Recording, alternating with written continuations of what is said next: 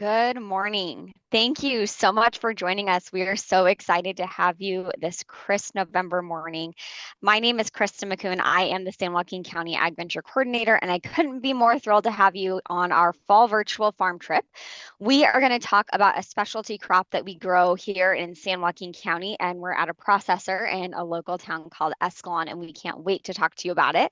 So as some more of our friends join, I just want to go over a few housekeeping things for those who maybe have never joined a virtual trip or maybe it's been a little bit of time. So what you're seeing if you're joining us on Zoom is a webinar. And so you're not going to see all the pictures of the different classes that are joining. You're just going to see that information as we push it out to you.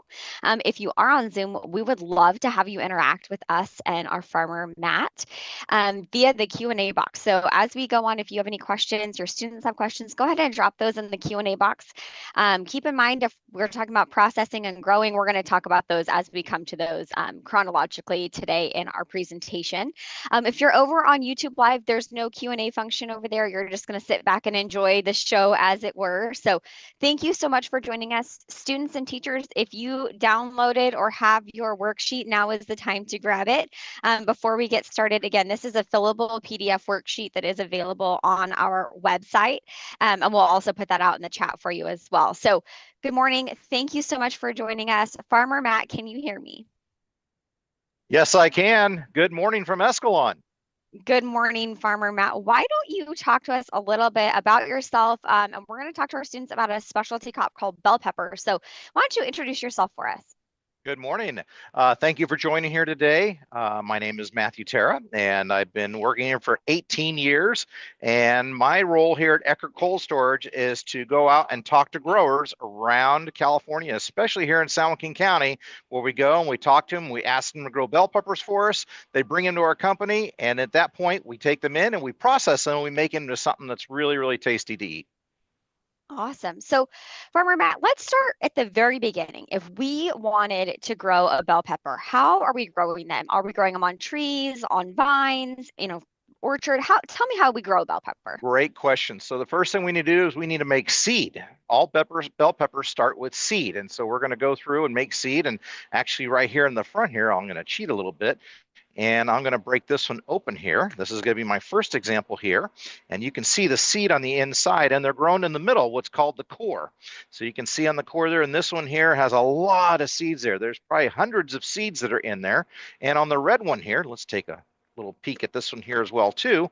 You can see the seeds in there, and they're a little darker. And we'll talk about seeds here more in depth here in just a second. We want to make sure that when we're collecting seeds that we collect them from the bell peppers that have turned a color. So bell peppers that are green, that seed's not ready yet to grow a pepper seed, but bell peppers that are red, that are yellow, that are orange, that are mature, those are the ones that we're going to collect the seeds from and plant the next generation. Okay, so when we plant the seed, are we planting that directly in a field or are we growing them somewhere first? Exactly. So just like you and I, we have parents, the seeds have parents as well too. So they're going to pollinate, they're going to cross-pollinate, and we're going to take the seeds from that and we're going to plant it in the greenhouse. And we're going to actually individually plant them in the greenhouse and put them each in a little what they call a cell, and they're going to grow into little plants. And those seeds are going to start growing in the greenhouse probably for about 55 days.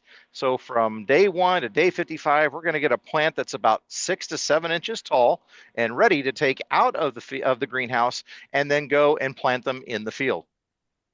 Okay, so we've taken a little tiny seed and we've planted it. And so bell peppers grow on a plant. So if you're following along on our worksheet, they grow on a plant. And then we're going to plant those plants in a field. Is that right? That is correct. Exactly. We're going to plant them in a field. And what we're going to do, one of the questions I think I saw already submit in is how far apart do we plant the plants? So what I want you to do right now is take a look at your teacher. And your teacher's looking back at us right now, and look at their foot. And what we're going to do with these plants is we're going to plant a plant at the top of their foot and then at the bottom of their foot. Okay, so about 12 inches or 1 foot apart. That's how we're going to plant peppers to make sure when the plant grows, it has enough room to make a big plant and able to set a lot of peppers on the plant. Awesome. Okay, so we've got our transplants. We've planted them about 12 inches or 1 foot apart, and Mhm. we've planting those in a field.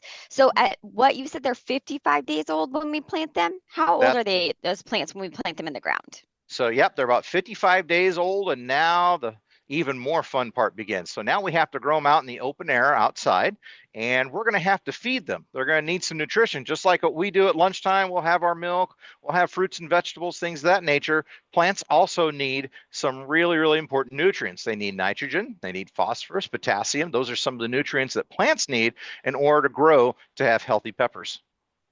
Okay, so we're planting them, and I'm guessing they're probably going to need a little water. Is that right? Oh, yes. Yep. Peppers are thirsty, just like we get thirsty. When it gets really hot in the summertime, we get really thirsty after we're done playing on the playground or playing at home, and we drink lots of water. It's the same for the plants. The warmer it gets outside, the more water that we have to feed them. And the way we do it, there's a couple different ways we do it. We can make it rain on them artificially. We can use sprinklers. Okay. We put sprinklers and that actually puts the water on top. It creates like a rain-like phenomenon there. Or the other way we can do it is that we can put a drip tape or a drip line underground and then turn it on. It actually soaks the soil where there's enough water around the roots, and the roots are able to pick up that water and translocate it or bring it up through the stems into the leaves to make sure, and to the peppers to make sure that they're healthy and hydrated. Awesome. Okay, so we planted them. We have them in a field. They're going to grow on a plant. We plant them at 55 days old. If some of our students have been around our virtual trips before, we know we talk about pollinators. Can you talk to us about whether or not bell peppers need pollinators? Exactly. So sometimes they do. If you're or trying to make some hybrid seed or some special seed, they'll need pollinators. But for the most part, we're going to go out there, plant the plant, and they usually can pollinate themselves. It has a complete flower, has the male and female parts together, so it'll make a seed that's viable. So you can take seed from these different plants right here, take them to your garden next year, plant them, and you should get the same type of pepper again. That's awesome. So if you're following along on our worksheet, students, it's false. Bell peppers do not need a pollinator. So we're growing them. And as a reminder, if you want to ask Farmer Matt any questions, feel free to drop those in the Q&A box for us. Yep. He would love to answer those. So they're growing. We don't need a pollinator. Can you talk to us about seasonally, about what time of year do we plant them? And then maybe when we harvest them, what does that time frame look like? So we like to plant our bell peppers out of the greenhouse after the freezes. So we don't have any ice in the ground, things like that, because it can get pretty atmosphere. So plants are going to start usually about April, May, June is when we transplant, and they're going to grow throughout the summer. And it depends what color we harvest. And if you take a look here on the table here, we have some different colors and some different types of peppers here that we grow. If we're going to be harvesting a green type of pepper, okay, so this is a poblano pepper, this is a jalapeno pepper, and this is a bell pepper. All peppers start what color? That's right, green. They all start green. So no matter what color they're going to turn, all peppers will start green. And you can see this one here, if you take a look, it's just starting to turn a different color. This one's going to turn red. This is a chocolate color. So it's going to turn chocolate, which is a lot of chocolate we just had right after Halloween. And they're going to turn a different color. This particular one will turn red. So this is going to take about 100 days to get from, so we already had 55 days in the greenhouse, and we need another 90 to 100 days to get to this stage right here. So peppers take quite a while to grow in order to get to the stage of green that we want. If we want to send them all the way to another color, red, yellow, orange, depending on the variety, has to be variety specific, you've got to add another 35 to 40 days in order for them to turn color and usually harvest them by Halloween. So Awesome. So anywhere between, what did we say, in total is 120 to 150 plus days to harvest our bell peppers. yep. We have some questions for you, Farmer Matt. Yeah. Miss Wortman's class wants to know, do the bumps on the bottom mean they are sweeter, or if they're a male or female plant? Ah, very good. So the bumps on the bottom. So that's actually just varietal. It doesn't matter if I've seen that on the internet before. It's all in Mm. the seed. So the seed is actually where it's pollinated, and the flower, if you think about it, the flower is where the male and the female parts are. So you have the pistil and the stamen. That's where that happens there. And then it depends on pollination. So they're self-pollinated, but if some of the pollen doesn't get all the way completely around to pollinate all the seed inside, that's where you'll have maybe 3 lobes instead of 4, or a lobe that's sucked in. So yeah, great question. So it's not necessarily male or female right there. Everything's in the seed is where that happens. So great question. I love those types of questions. Interesting. So we're debunking some myths over here on our virtual trip this morning. We have another student question. Miss Ibarra's class wants to know how many seeds are in each bell pepper? Oh my goodness sakes. Take a look inside here. So you can see there's hundreds of seeds in here. There we go, and get a close shot in there. Would you like to start counting them now? I can take the, no, I'm teasing. Yeah, there's a lot of seeds in there, hundreds of seeds. And so they're all inside of the core. And so one bell pepper can make hundreds of plants in the next generation, which is really cool. Doesn't take a lot of bell peppers to make our seed for the next generation. That's awesome. We'll do one more question because actually several of our classes want to know what happens if you mix the seed from like green bell pepper seeds and red bell pepper seeds. What would happen if you mix those together when you went to plant them? But good question. So if I take these seeds here, which we say those are not ready yet, those won't germinate, and we take these seeds here and we mix them all together. So if we had half and half, if we had 300 seeds here and 300 seeds here for a total of how many? 600 seeds, that's right. Okay. Only 50% or half the seeds would grow. So 50% of 600, that's right, 300 seeds would germinate and 300 seeds would just sit there because they weren't old enough they weren't mature enough in order to germinate. Awesome. I know I said one more question, but I have one more from Miss Thompson's class. It's right on topic because we're right in the middle of the growing season, right? We just talked about we've given them their nutrients, we've given them their water. They're growing, they're self-pollinating. How tall do bell pepper plants get before we get ready to harvest them?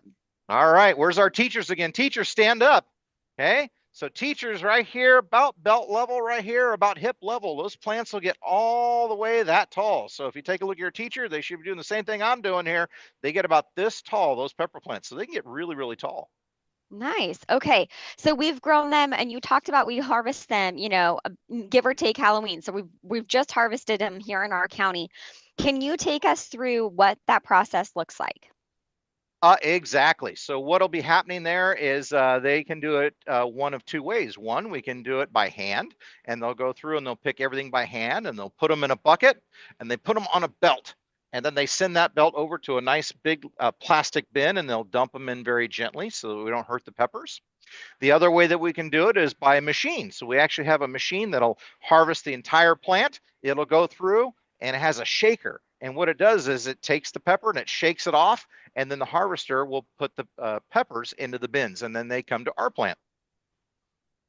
That's awesome. So it looks like a pretty fast process. When I was out there trying to capture this footage, they do it exceptionally quickly.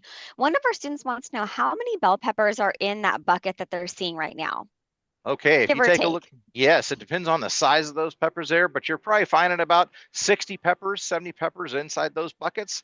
They're about a 5-gallon bucket or a planter bucket that you'd find that you'd plant small trees in. Okay, so we've got our bell peppers. We've grown them in a field. They've grown all year long. One thing that I think is really interesting about bell peppers that we didn't cover that I want to go back to is while they don't need pollinators, do all of the flowers on those bell peppers blossom and pollinate at the same time? Or do they vary when they produce an actual pepper? Good question. So if you look at that big pepper plants are indeterminate. Okay, indeterminate means they're not going to set peppers all at the same time. They're going to start with one flower at the bottom and set a pepper. Then they're going to go to a second set. And they're going to set 3 or 4 or 5 peppers on the second set. And then they're going to go to a third set and they're going to set more peppers again. But you're going to have a big one, a medium one, and small ones on the top. And they'll keep growing and we'll try to go through and harvest maybe the big one on the bottom first, then come back, harvest again, pick some more. And that's how we do it by hand. Or if it's by machine, it's one and done. It's a one-shot deal. But yes, so peppers are indeterminate. If they were determinate, that means that everything sets at the same time and you harvest it all at the same time. So that's the difference between determinate and indeterminate. And we have several students want to know how many peppers on average grow on one of those bell pepper plants. plants? Ooh, it depends. Yeah, sometimes if you get really big peppers, about 8 or 9 peppers will set on that plant. If you got some smaller peppers, you could get 12 to 14. I've had one plant before that I saw this year, 23 peppers on one plant. It was amazing. It was a really big plant, but 23 peppers all the way around. So it's really, really dependent on the variety and a little luck. Okay, well, while I think we have, so we've taken our peppers out of the field, and now we're going to take them to Eckert Cold Storage where we're going to process them.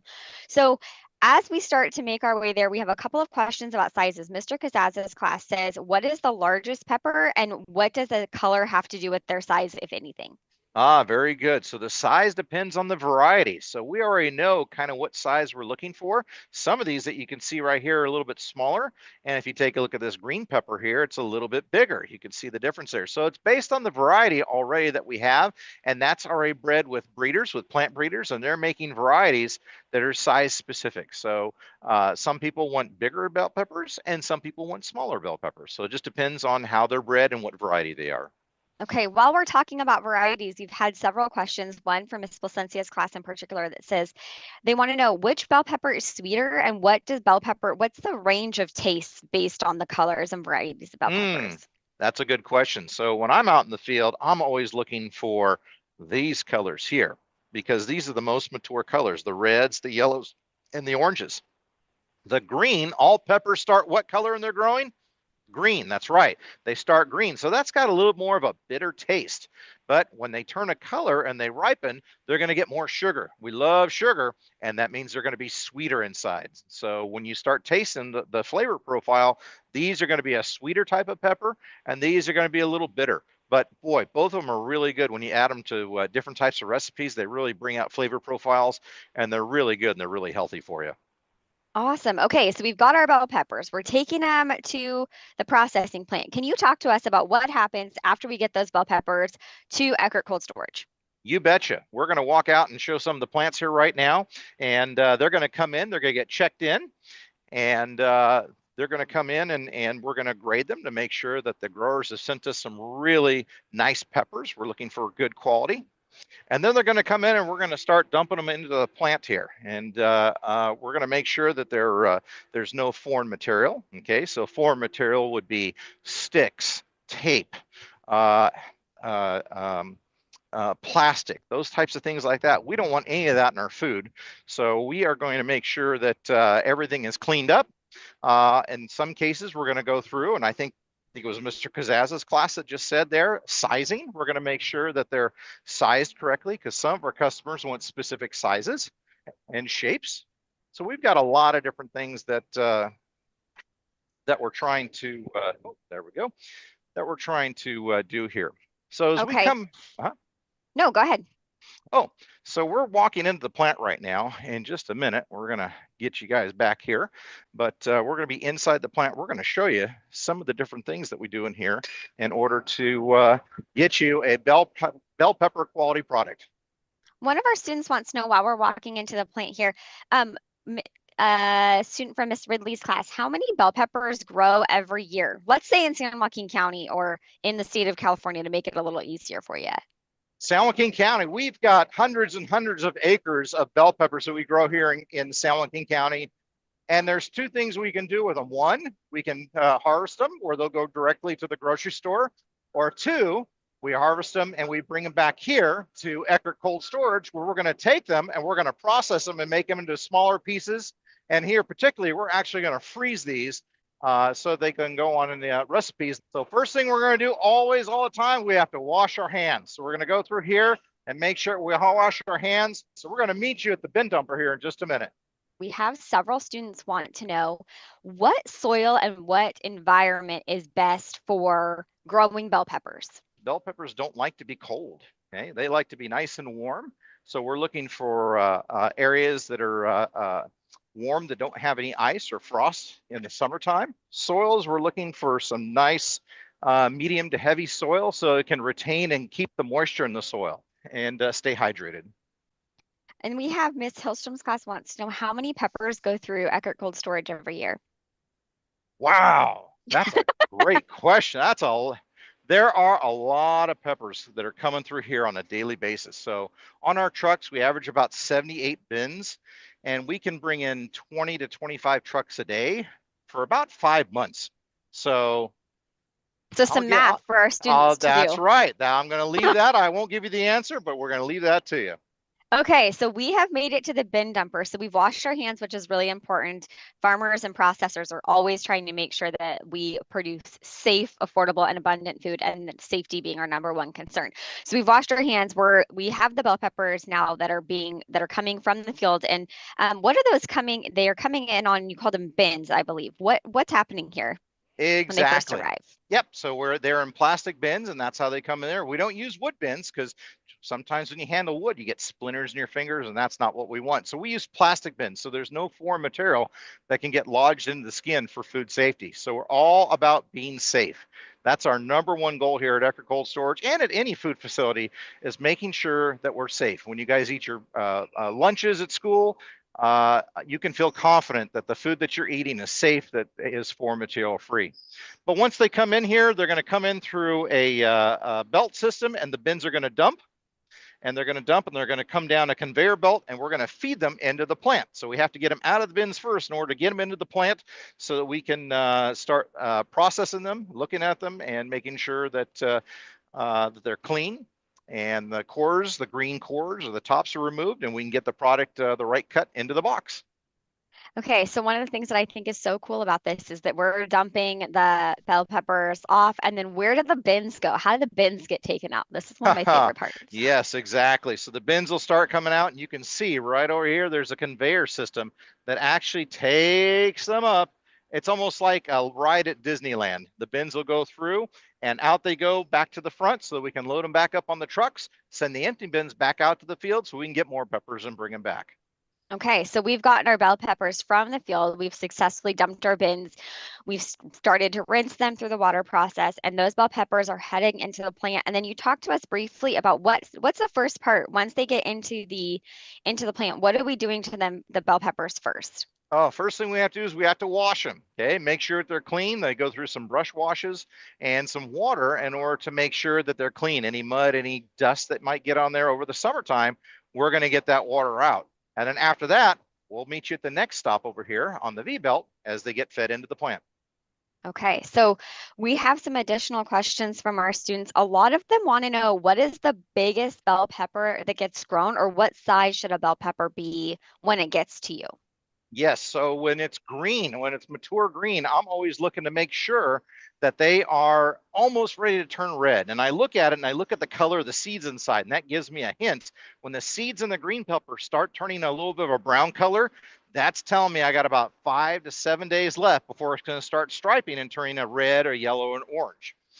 So that's when I want to do go through and harvest for green. When it's for red, it's the opposite. I want to go through and look inside, and we want a completely red bell pepper. People don't want other colors mixed into their process there, so we have to make sure if they order a yellow bell pepper, it's yellow. If they order a green, and so on. So we want to make sure that those fields are mature, and there's the best return for the grower and the best return for Eckert Cold Storage. Awesome. Well, one more question while we get to the next part where we take You off the bet. green. Team 6 wants to know how many people work at Eckert. We have hundreds and hundreds of people that work here at Eckert. It's very, very important. We have a lot of hands, a lot of responsibilities here, and we have a lot of different jobs here. We have mechanics. We have people who work with refrigeration. Okay, so we have to make sure that our freezers are always operational. We have people who help with cleanup. We have people that help with general of keeping the plant and cleaning the product and preparing it. We have jobs like myself that are out there and purchasing the product. We have people in a lab, in a laboratory. They wear white jackets in there, and they're making sure that the quality of the pepper that we're producing is what our customers expect. So there's so many different positions here and responsibilities at Eckert Cold Storage, and every person, we really appreciate every person that works in the Eckert family. Everybody has a responsibility, everybody has a position and a job, and every job is important. Awesome. Okay, well, let's take our students. They're so interested. They have so many questions, but let's take them to the next part of our tour so that they can see what happens once we get inside the plant. And I'm going to share a fun fact with the students that when I was out taking video footage of our bell peppers, I call them the disappearing or the magical commodity. Because what you're going to see now is a bell pepper field. And at first glance, you don't see that there's any bell peppers out there. But once you pan in, you actually see that the field is covered in green bell peppers, but you would have no idea until you start to zoom in on that video clip and see the bell peppers. So you're seeing that here now.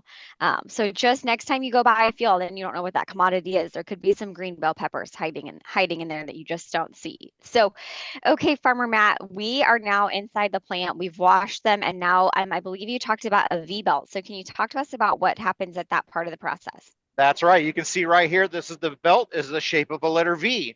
And so peppers are going to come in, they're going to drop down, and we're going to simulate them coming through, getting them prepared to start breaking them down, cutting them up, and opening up to make sure that we can get these peppers clean. So this is a belt where all the peppers are going to come down and start our process.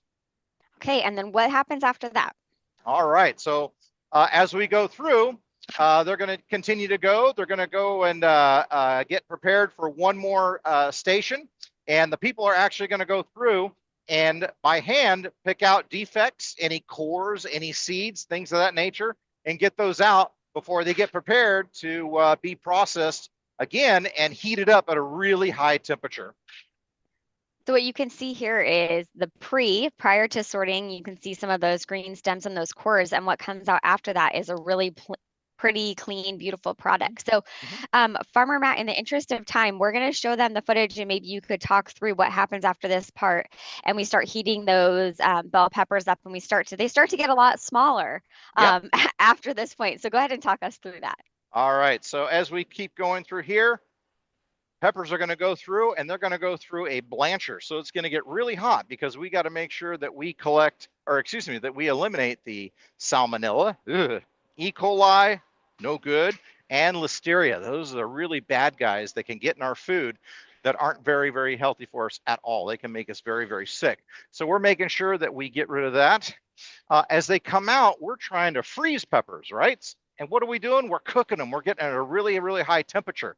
So what we're doing is we need to get them chilled and bring them back down to a temperature that's being prepared and ready to freeze. So what we're going to do next is go through a cold water treatment, bring them down to temperature, and then they're going to go through the freezers.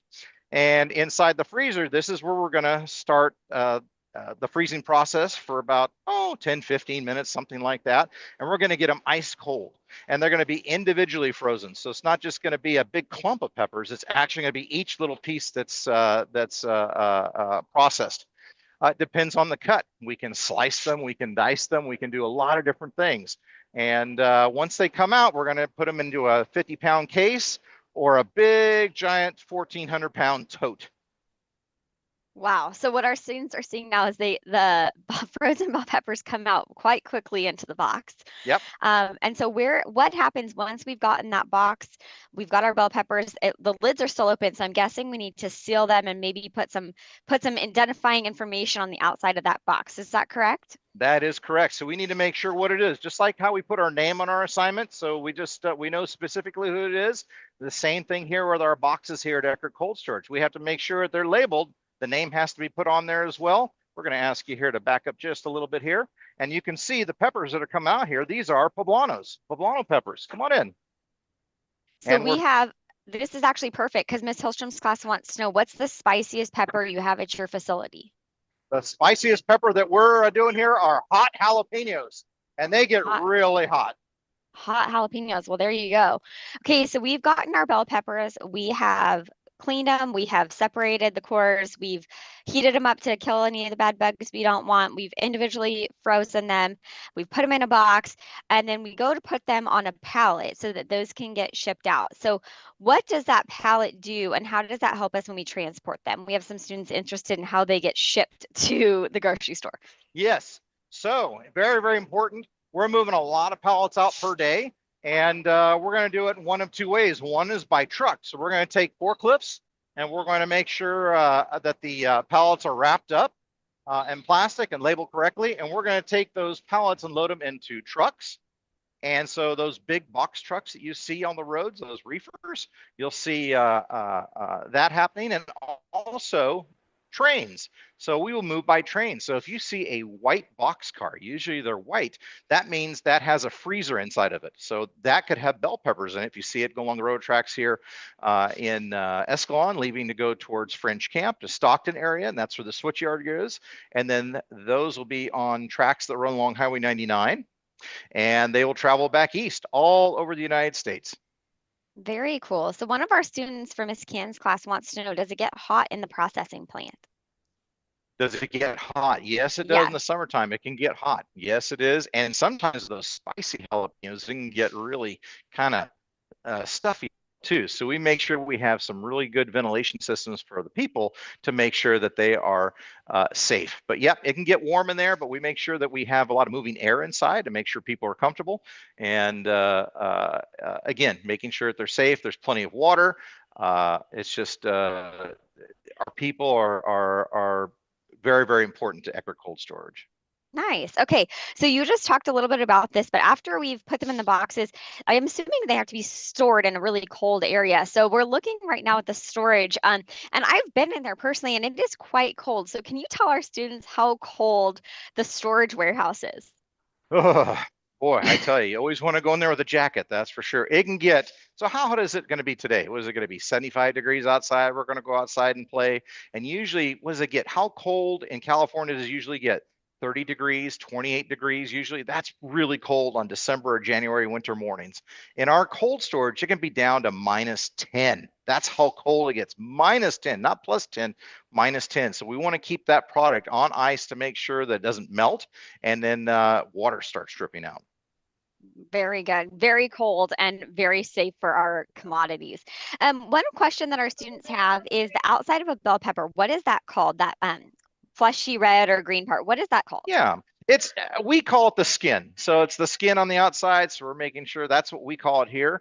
So it's the bell pepper skin on the very outside of the pepper. And that's just an easy way to remember. Nice. Okay. So we have the bell peppers. We've put them in the boxes. I'm assuming because we're shipping them all over that there's some sort of quality control or something like that that you guys do. Can you talk to us a little bit about maybe the building that you're in now, what you do Exactly. there? So I just walked into our laboratory. Exactly. And what we're doing is we're making sure as we're out there collecting product every so many minutes, and we're checking to make sure that the quality is the right cut, the right size. There's no foreign material, that it's exactly what the customer is ordering. So it's very, very important to make sure that the size and the quantities are exact so our customers are happy. And when it moves on to the next step, it can be added to their recipe just right. Eckert Cold Storage, we are an ingredient supplier. So we are one part of a recipe that goes to our next customer who's going to use bell peppers as part of their ingredient in their recipes. And what's one of the ways that maybe our students would see some of either your bell peppers or some other bell peppers, and how do we use them in a way that maybe they get consumed by our kiddos? Let's think about this. Can you think of any places you've seen frozen bell peppers? I know one. Frozen pizzas. That's right. Frozen pizzas. If you think about on top of the pizzas, you'll see some different colored bell peppers. Sometimes in lean pockets, you might see some strips, some slices, or fajitas, some frozen fajitas. And our specialty, which is stuffed bell peppers. So we actually take the bottom half of the bell pepper, we cut it, and we'll send that off. And then our customers will put a meat sauce in there with some rice and some beef and some tomato sauce. I make a stuffed pepper, and they are delicious. So yes, we have a lot of different things that we can do here at Eckert Cold Storage here. Roasting. Sometimes they'll run it through a flame roaster. So we have a lot of different things that we can do to enhance our food and make the special cuts and quality that our customers expect. And it's not commonly known, I don't think, but I know a fun fact about bell peppers and their nutritional values. So maybe you could share some of those nutritional facts with our students. I tell you, who here likes oranges? I see some hands going up, some people shaking their heads. Yeah. Peppers have a lot of vitamin C too. Don't forget that. It's not really advertised as much, but they have a ton of vitamin C. Vitamin A is another one. There's a lot of fiber in peppers. So there's a lot of good qualities in peppers that we can eat when we consume that are healthy for us. They're really, really healthy. And we encourage everybody to always have peppers in their diet, hopefully on their plates here this week for dinner. So some of our students, speaking of eating bell peppers, some of our students are very interested in your personal preferences. So what is your favorite bell pepper to eat raw in particular? Ooh, I like red bell peppers. I think they're delicious. They're very, very sweet. They're a fun color. I like the color red, and no, they're delicious. I eat green ones too, but boy, those red ones and the yellows and the oranges are nice too. But the red ones just seem to have the best plant breeding behind them, and they're just really, really sweet and really tasty. Okay. A couple more questions, and then we're going to have to end our trip, unfortunately. But we have some questions regarding what happens with maybe some of the bell peppers that don't get used in the products, or maybe if there's like some waste that happens. Do you guys do anything with like the byproducts of your processing?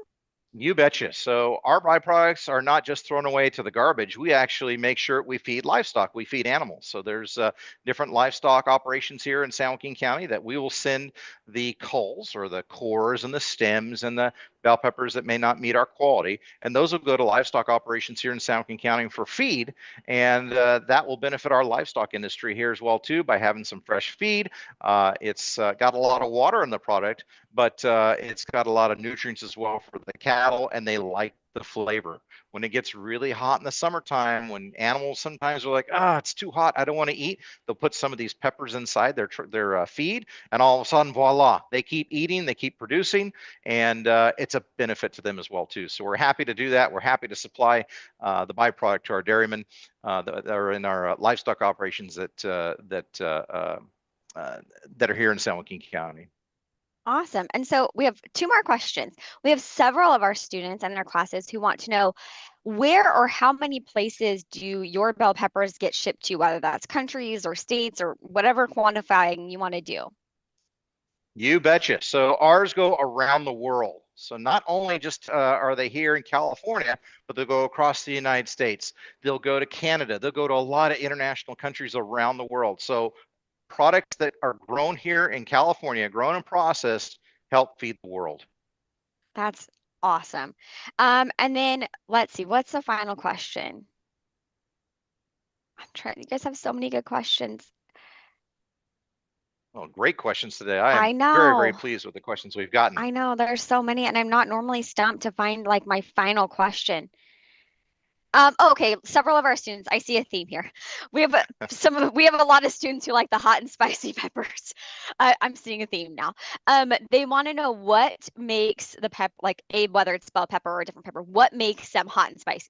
Okay, so if you're growing your own jalapeno or poblano pepper, okay, if you keep it nice and healthy, plenty of water, and healthy, it's not going to be as hot when you pick it off the vine. But if you stress it right at the very end, you cut the water a little bit and you stress the plant, the Scovilles, that's the measure of heat in your jalapeno or in your poblano, those are actually going to go up a little bit and they're going to become a little bit spicier. So we're going to be trying to keep everything as healthy as we can. But for you in your garden, if you want to try to get something a little bit warmer, a little bit spicier, stress that plant a little bit. Whew, it's going to be hot. Okay, well, it sounds like I did end up picking a good final question because I had no idea, and several of our classes want their peppers hot. So I want to thank all of our students for joining us. I want to thank Farmer Matt and Eckert Cold Storage for allowing us to come out here, giving us such a wonderful tour. We really, really appreciate it. I want to thank the San Joaquin County Agricultural Commissioner's Office, San Joaquin County Board of Supervisors, the Specialty Crop Block Grant, and Morada Produce. And once again, thank you so much, Farmer Matt, for having us out here. We certainly hope that you guys enjoyed your tour today, and we hope to see you next time and when you take you on an adventure in agriculture.